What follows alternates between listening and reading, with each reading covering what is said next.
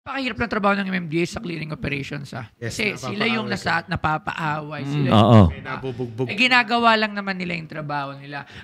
Pero kasi kung titignan nyo talaga, is pinapatupad lang naman nila. Hindi naman yan sila kikilos kung hindi yan kailangan, hindi siya inutos eh.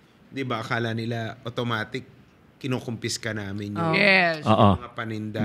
Alam nga ba yung totoo doon? May 3-strike rule kami dyan.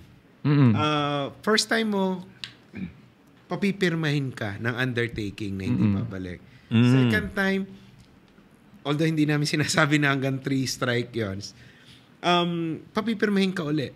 On the third time na mahuli ka, tsaka lang siya i-confiscate. Kumbaga, kailangan din naman at some point na parusahan ka. Nakikita lang ng tao yung confiscation na, hindi nila alam, binigyan. Pag pangatlo na, kinonfiscate namin, ibibideo yung mga tao namin. Sasabihin na wala kaming puso. Merong nag-viral yung sa nanay, matanda na kinuha yung paninda. Tapos sinabi nga wala lang awa. Bakit yung mga ganun pa yung nagkakaroon ng ganun? Kinuha yung paninda, matanda na siya. Samantalang naman doon ibang may mga kaya na pinapabayaan lang.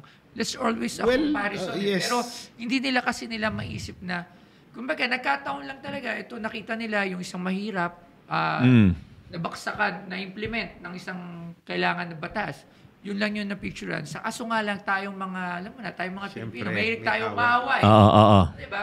So, naawa tayo. Doon yung... At di natin alam, strike 3 na pala. Pero, Pao, may sign na talagang alam mong illegal vendor yun. Yung sa bilis nila magtupi, pa-transformers, may taga-senyas yan eh. May informer. Tingnan sila! Pak, pak, pak! Wala na, ang bilis oh. 3 seconds, may training yung mga yan eh. May seminar sila paano magtupi nung...